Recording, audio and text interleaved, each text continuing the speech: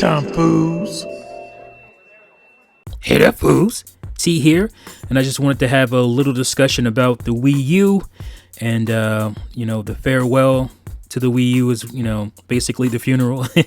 It's so hard to say goodbye to Wii U. Yeah. With Breath of the Wild being the last game to come out for Wii U, it's pretty much going to be its funeral after that. And, it's been kind of dead for a while, probably since Paper Mario Color Splash. People have been given their Wii eulogies. And so this one is that, but it's more. As the title suggests, Wii U proves Nintendo's strength. Obviously, there were many things about the Wii U that proved a weakness. And, one of the many reasons that it's going away, and it's pretty much gone now, like I said, with Breath of the Wild being the last game. But I wanted to talk about how it also proved how strong Nintendo is as a company. And to do that, we're going to talk numbers first, and we'll talk about, briefly talk about games as well. But failing in the industry mostly means you failed in sales. So obviously, this era, the Wii U sold right now 13.56 million units of hardware and 96.52 million units of software. Now that's a pretty good attach rate. We're talking about 10 games. So every Wii U owner has roughly 10 games in their library. Obviously, they can have more. So, and then if you look at the Nintendo 3DS, obviously the Nintendo 3DS is at 65.30 million. Hardware and software is 320 million. So that is pretty good. That's my main point, is that the Wii U did really well despite all of its issues because of the strength of Nintendo's IPs. And I'm going to use the Dreamcast to talk about that. The Dreamcast, I believe, sold 9 million units of hardware. I'll look it up to make sure if it's different, and I'll put it up. The issue with the Dreamcast that I always said was that it would have survived. I think it would have did okay with even 10 to 15 million units of hardware if the game sold better. And that was Dreamcast's biggest problem, was the games. And I know a lot of those, people talk about the games from the Dreamcast, and it's, really beloved commentary on it and all that stuff. And which is true. The games are great. A lot of the games are great. Just like on the Wii U. But the difference is those games did not sell very well. And so if you look at the top selling games for the Nintendo Wii U, or just the Wii U, I should call it, because that's what Nintendo doesn't call it, Nintendo Wii U. If you look at those, you got Mario Kart 8 topping it off at 8.26 million units. You got Super Mario Brothers U, New Super Mario Brothers U, at 5.62 million units. You got Super Mario 3D World at 5.47 million units. You got Nintendo Land at 5.16 million units. You got Super Smash Bros. For Wii U at 5.16 million units. You have Splatoon, the Great Splatoon, at 4.76 million units. You got Super Mario Maker at 3.89 million units. You got New Super Luigi U. Basically, New Super Luigi U's DLC. I don't know if they're just counting the retail or they're also counting the DLC purchases, but it's at basically 2.89 million units. Legend of Zelda Wind Waker HD also did pretty well for a remake, especially at 2.11 million units. And you have Mario Party 10 at 2.04 million units. Now, that is not supposed to happen on a console that only sold 13.5 million units. That is overperforming, to say the least. And to prove that, we're going to talk about a comparative console that is much more beloved, at least at this moment. Wii U might find its love, 10 years down the line or so. We'll look at a console that is pretty much universally loved by gamers, the Sega Dreamcast. Just look at the top selling games for that, and it's pretty sad. You got Sonic Adventure as the highest selling game. A launch title for the Sega Dreamcast is its highest selling game of all time for the console at 2.42 million units. Now, this is from VG Charts, so the numbers can be off, but I'm going to guess the window is about 500,000 units or so. So somewhere in there. So Sonic Adventure probably hit close to 3 million or so, but somewhere in there. Then you have Crazy Taxi at 1.81 million, already dropped down to 1.81 from 242. Then you have NFL 2K at 1.2 million. Shenmue. This is one that hurts the most because everybody loves Shenmue. Now, I love Shenmue. It's one of my favorite games of all time. But apparently there's a bunch of people that came out of the woodworks and they really love Shenmue. Apparently. On the Dreamcast, it only sold 1.18 million units. That is abysmal. That would be like Mario Kart or New Super Mario Brothers, not New Super Mario Brothers, but Super Mario 3D World selling 1 million units. That would be abysmal. That would be underperforming.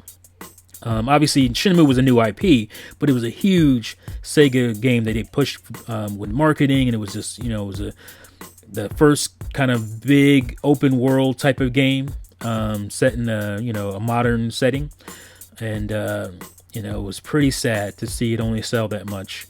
Then you have Resident Evil Code Veronica at 1.14 million, NFL 2K1 at 1.09 million, and then after that, you don't have a million seller. And so 6 games. You have 6 games on the Dreamcast that sold a million or more, and the highest one being 2.4 million, and being Sonic Adventure, a launch title. 6 games. That is terrible. That is terrible. Like I said, if the Dreamcast had sold better games-wise, it had sold comparable to Wii U games-wise, that might have not have been Sega's last console. They may have made so much money. If Shenmue sold 6 million copies, oh man, we might be still playing Sega consoles right now. It's possible. But I mean, you look at that drop off from 1.09 million for NFL 2K1 to Sega Rally. Seaman at 52 or 520,000 copies, basically.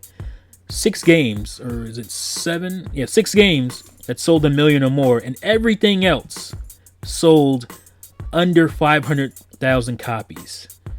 That is awful. Awful. I'm not sure what Dreamcast total lineup is. I'm thinking it's around 300 games. Could be less, maybe 250, somewhere around there. Yeah, and that is, oh man, think about the greats like Soul Calibur. Soul Calibur sold under 400,000 copies, and you have Capcom, the Capcom fighting games like Capcom versus SNK, under 200 or under 300,000. Even Phantasy Star Online. Phantasy Star is the big franchise for Sega, or was back in the day, and Phantasy Star Online sold 200,000 copies. Grandia 2, 200,000 copies. I mean, what about the vaunted Marvel vs. Capcom 2? Marvel vs. Capcom 2, the beloved, everybody loves, almost everybody's favorite fighting game of all time. Marvel vs. Capcom 2 sold 150,000 copies. Wow. That's crazy. And that's why I say how strong Nintendo's brand is, how strong Nintendo's IPs are. That is the difference between a Nintendo console failing and somebody else's console failing. Can you imagine a Sony console with the amount or lack thereof amount of third-party games that the Wii U had? Could you imagine a Sony console or a Microsoft Xbox console with pretty much no third-party for most of its life, selling games in the 8, 7, 6 million and still being a profitable console? Can you imagine that? I can't. First of all, there's not a lot of first-party titles on those consoles. Sony's been stepping it up this year, but for the first couple of years, you were talking about not that many, especially outside of the launch day games. So Wii U may also prove the failures of Nintendo and things that they didn't get right and things they didn't do right, but it also proves just how strong the brand Nintendo is. Basically, how strong Nintendo's IPs are. How I mean, it's just a testament to how good the games are. I mean, it's just crazy to me to think about. So yeah, I just wanted to make this video. It's kind of my Wii eulogy as well. The Wii U was a great console that had great games and many games that sold really well, obviously, even for such a small fan base. And while it shows the weakness of the Wii U with its passing, it also shows how strong Nintendo's IPs are, how well crafted their games are.